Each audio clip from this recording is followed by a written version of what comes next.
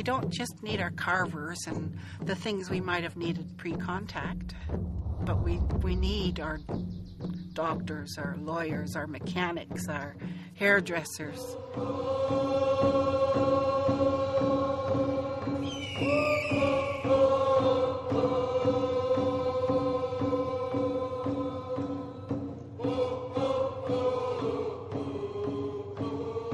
In the Longhouse pre-contact, that's where all your education came from. There's a real push by the province, by Canada, for First Nations to step up and take some of these roles.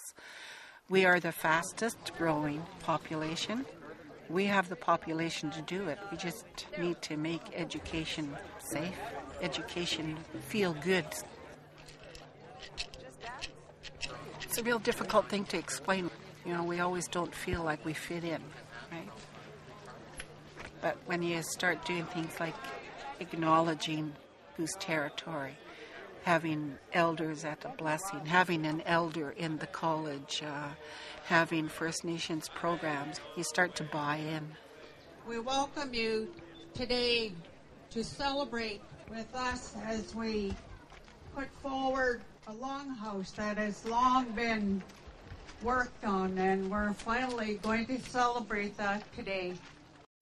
This Longhouse project means a lot to the college and to the communities that we serve in the Northwest. The Longhouse is a symbolic expression of a commitment that the college has made to serve all peoples of the Northwest.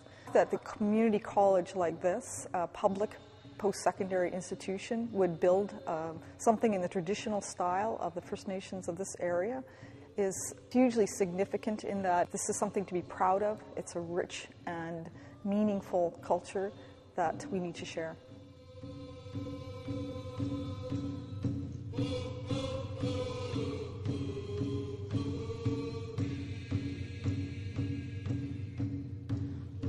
Galts'ap, which is the name of the building, is a very important house for the community in that the word wap means house as a physical structure, but it also means house, which is a place where that houses all of the souls of the ancestors. It's a place also for the future and where everyone can feel safe.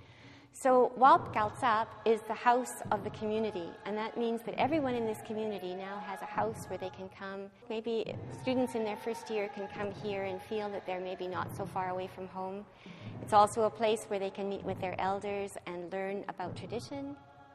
This building, I think, has the potential to make a significant community change and also to be a place where you come in and you feel like a different person in some ways. It has that spiritual aspect to it.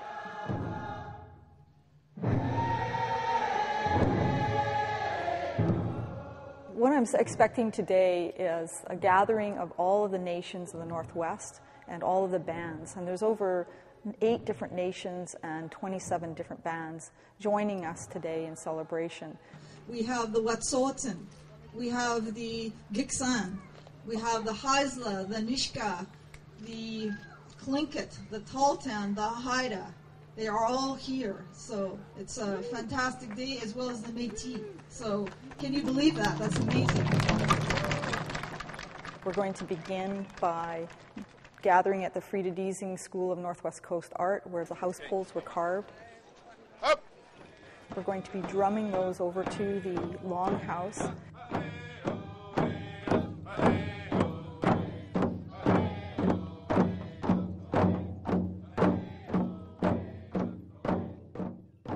Well, when we brought the poles over, I think that I was still in my own mind working, because I was thinking about how the pathway itself had been designed for this procession to accommodate enough people, so that with the big arc, so that we could all come through the front door.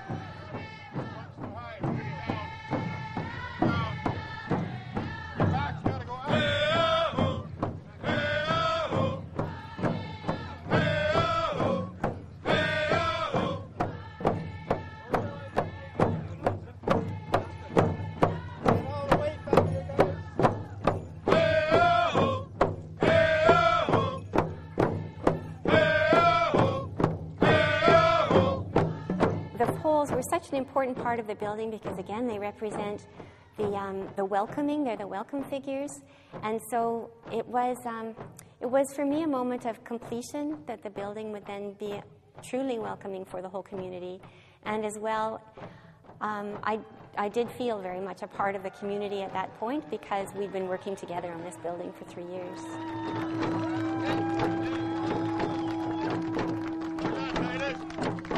Then we'll be raising those poles. Those poles will be blessed by an elder from Kitselas. It was her grandson that actually carved those poles.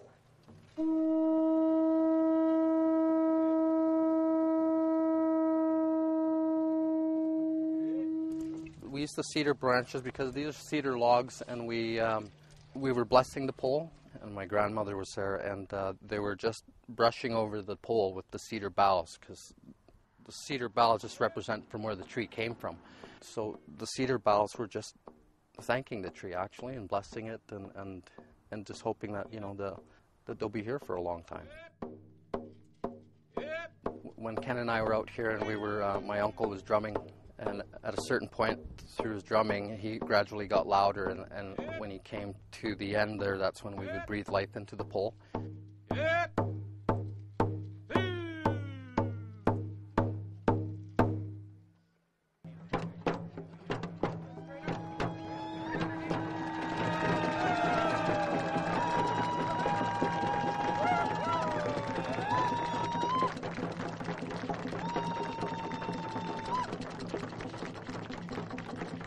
Entering the Longhouse, the board chair, who is also Nishka, will be cutting a cedar rope, which is significant of the ceremonies of opening buildings, and another elder from the territory is going to be blessing the building.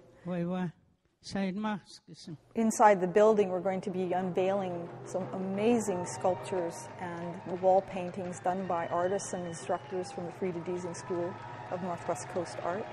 And we're going to be celebrating this magnificent asset and building structure. The main building is supported by the exterior walls and these 4 columns here, which are then bridged across and supported with a buildup of timbers and poles, the way it would have been done traditionally.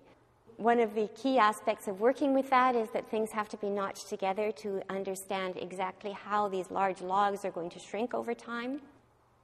Also, the clear story element, or what is called in Smagliach the ala, was a very important part of traditional design because that was how fresh air and light would come into the building. In the center of the building is the fire where heat is provided, and as well that was a place where the food for the extended family would be cooked. So fresh air was brought in from the ala, which was up at the top. And the ala would be, a member at that time, would be a piece of wood that could be pulled down with a rope so that it could be adjusted. And therefore you could get, depending on the winds, you could get just the right amount of fresh air coming in, fresh air coming out, and could also adjust for light, hopefully keeping the rain out also. Apparently sometimes a little bit of snow would come in, but generally you could adjust for the weather by this movable element. So that became an important part of the modern structure as well. We wanted light to come in from above because, again, that was how it would be done traditionally, but also because then it warms the space with this additional source of light. The involvement with the project, I was approached by Stephanie Forsyth, the president of the college, and she asked me, or she told me that they were putting up a longhouse and asked me if I would like to coordinate the art. The elders' ideal was to have it a community house. It's on a wolf territory, but being here at the college, they wanted a community house to represent all clans, all nations. Here in the north, our 4 main clans are the wolf and the killer whale, the raven and the eagle. And many of the nations in the north have those clans in their nations. I was asked to be the lead painter for the interior screens and the house front itself. We had quite a number of students actually come in and help out for a few days to get practice on a large-scale piece like this. So it gave them a really good idea on how we put together a design, and as well as putting it into production, being able to work on a large scale from this size. It's 40 feet across, 20 feet high. I designed the eagle, and I also designed the wolf. These long posts, they're so high, they're so big and wide, we decided that it'd be more better if we do something that we could hang onto the post other than stand against. These house posts were based on the frontlets that the chiefs used, and wanted to portray that because of the richness that this house will hold. The wealth of that knowledge is going to be very abundant. I was very honored to have worked on the wolf, because this is wolf land, and I'm also a wolf. So with that in mind, I wanted to make sure that I do a really nice job on the wolf, so that it portrays the people of the land here, and strong, proud. These poles are welcoming figures for the Longhouse, and they represent, they're welcoming people to the community of the Northwest Community College. And the significance of the copper shields here is that in our culture there's a sign of wealth and a sign of rank in the culture. So they mean the wealth that people will gain through the knowledge that they get when they come to the college. In carving these poles, I believe that the figures were always there. And it was just through someone's design and through their vision, we were able to bring that out of the wood. I believe they were always there, and they were just waiting for us to, bring them out. This place, I think, for our communities represents not only two nations coming together, First Nations and non-First Nations, but within the First Nations context, how people are starting to work together more and more, and it's nice to see it in a physical way. We talk about it a lot. This building symbolizes in a real concrete way what we can do together.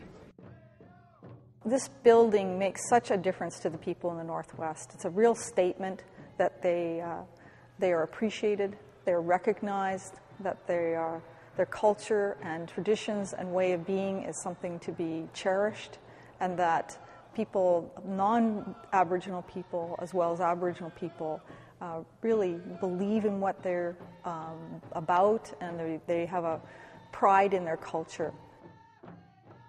To come in a place that's familiar is so welcoming, makes them feel at ease, and it creates a very non-threatening environment. The Tsimshian Nation is growing strong again, and through the arts. And it's not just the Tsimshian people, it's all the First Nations people in this area. We're just surrounded by all this beauty that we see every day, and I think we take for granted sometimes. And so the art is, for me, is a way to give back. I can take from this experience and continue the tradition of teaching the arts to the younger generation like it has for me. So something like the Longhouse itself really is sort of a footprint for our culture to show that we're part of the community and that we are involved with post-secondary institutions. It's like we've gone full circle. And I know that we're not even close to the end of our journey. So now we have this Longhouse where there is going to be education taking place, and it's going to be a different kind of education, but it's also going to help us fit into the community, because we need that kind of education now.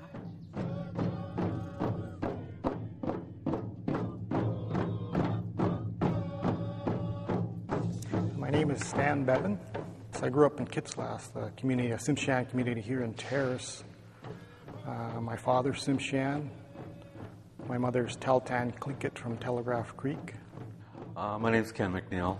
I'm Tahltan Tlingit Niska through my father. I'm Nancy Mackin, and my Niska name is Hichlachungloch, which means morning sun. My name's Dean Heron. I'm Casca Tlingit from Teslin, Yukon, member of the Wolf Clan. My name is Stephanie Forsyth. My Tsimshian name is Morning Star, and I'm from the Blackfish clan. My name is Titus Auckland. My Tsimshian name is Gum Gum Geos, and it means morning sun. I'm from Kitsillas of the Killer Whale clan, and I come from the house of Dakaye. Well, my name is Daryl Moore. My Nishka name is Gisuhut Gibu. I come from the family of Git Giganich. from the village of Galts'ap, and I'm under the house of Nagwaun. When I introduce myself, I always use Hagwalakam Southgeese, because that is my Nishka name, and in our culture, there's only one Hagwalakam Southgeese in the whole Pacific Northwest, and that's me.